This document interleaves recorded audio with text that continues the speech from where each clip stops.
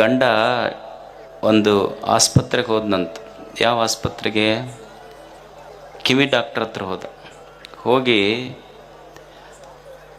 ಡಾಕ್ಟ್ರಿಗೆ ಹೇಳಿದಂತ, ಇಲ್ಲ ನಮ್ಮ ಮನ್ಯಾಗ ಹೆಣ್ಮಕ್ಳು ಕಿವಿ ಕೇಳೋದಿಲ್ಲ, ಸ್ವಲ್ಪ ಇದಕ್ಕೇನು ಮಾಡಬೇಕು, ಕಿವಿ ಕೇಳ್ತಾ ಇಲ್ಲ, ಏನು ಮಾಡಬೇಕು? ಅವಾಗ ಅವ್ರು ಡಾಕ್ಟ್ರಂದು, ಮತ್ತು ಅವ್ರಿಗೆ ಕರ್ಕೊಂಬರ್ಬೇಕಿಲ್ಲ ಅಂತ. ಅವಾಗ ಅವ ಅಂದ, ಇಲ್ಲ ಈಗ ನಾ ಕರೆದ್ರೆ ಬರೋದಿಲ್ಲ ಅವರು, ಅಲ್ಲೋ ಕಿವಿ ಕೇಳೋದಿಲ್ಲ ಅವರಿಗೆ, ನೀನು ದವಾಖಾನಿಗೆ ಬಂದ್ರೆ ನಾ ಹೆಂಗೆ ಹೇಳಿ ನಿನಗೇನಾರ? ಅವಾಗ ಅವ ಡಾಕ್ಟ್ರ್ ಅಂದ, ಮತ್ತು ಇದಕ್ಕೆ ಏನಾರ ಉಪಾಯ ಬೇಕಲ್ಲಪ್ಪ, ಒಂದು ಕೆಲಸ ಮಾಡು, ಈಗ ಕಿವಿ ಕೇಳೋದಿಲ್ಲ ಅಂತ ಹೇಳ್ತಿ, ಅವ್ರು ನಮ್ಮ ಮನೆಯವ್ರಿಗೆ ಕಿವಿ ಕೇಳೋದಿಲ್ಲ ಅಂತ ಹೇಳ್ತಿ, ಮತ್ತು ಎಷ್ಟು ದೂರದಿಂದ ಕೇಳೋದಿಲ್ಲ ಅಂತಾರೆ ನನಗೆ ಗೊತ್ತಾದ್ರೆ ನಾ ಒಂದು ಮಿಷನರ ಕೊಡ್ಬೋದು ನಿನಗೆ, ಇದನ್ನು ಹೇಳ್ಬೋದು ರೀ, ಮಾಡ್ಬೋದು.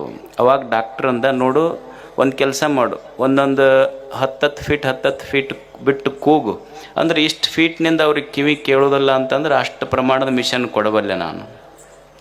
ಆಯ್ತು ಬಿಡ್ರಿ ಅಂತ ಹೋದ ಮನೆಗೆ. ಅವ ಹೋಗಿ ಅಂಗಳದಾಗ ನಿಂತು ಕರೆದ, ಊಟಕ್ಕೇನು ಮಾಡಿ, ಇವತ್ತು ಟಿಫಿನ್ಗೆ ಏನು ಮಾಡಿ ಅಂದ. ದೇರ್ ವಾಸ್ ನೋ ರೆಸ್ಪಾನ್ಸ್, ಏನೂ ಬರಲಿಲ್ಲ. ಮತ್ತು ತಲಬಾಕಲಿಗೆ ಬಂದ, ನಾಷ್ಟಕ್ಕೆ ಏನು ಮಾಡಿ ಅಂದ, ಅಲ್ಲಿ ಏನೂ ರೆಸ್ಪಾನ್ಸ್ ಇರಲಿಲ್ಲ. ಮತ್ತು ಅಡುಗೆ ಮನೆ ಬಾಕಲಿಗೆ ಬಂದ, ಅಲ್ಲಿ ನಿಂತು ನಾಷ್ಟಕ್ಕೆ ಏನು ಮಾಡಿ ಅಂದ, ಅಲ್ಲಿ ಏನು ರೆಸ್ಪಾನ್ಸ್ ಬರಲಿಲ್ಲ.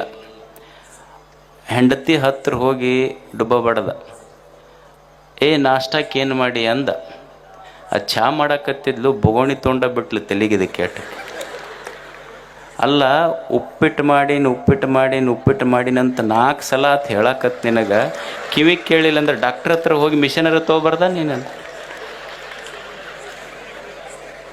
ಯಾರಿಗೆ ಕೇಳ್ತಿದ್ದಿಲ್ಲ ಕಿವಿ? ಇದಕ್ಕೆ ಕೇಳ್ತಿದ್ದಿಲ್ಲ.